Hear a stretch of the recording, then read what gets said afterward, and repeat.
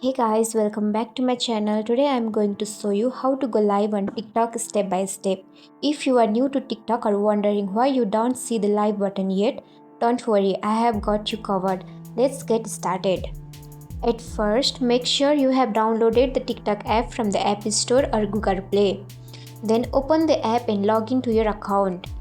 Before you can go live, TikTok has a few requirements. For example, you must be at least 16 years old to go live. You need at least 1000 followers on your account, which I have already shown you on the screen. And if you are 18 or older, you can also send and receive gifts during live streams. Now you can tap the plus button at the bottom of your screen just like you would when posting a regular video. At the bottom menu, swipe to the live option. Here you can add a title for your live, make it short and catchy so people know about what your live is. And before going to the live, you can also add or choose a cover photo or thumbnail. You can also add filters or effect if you like, and you can check your internet connection for smooth streaming.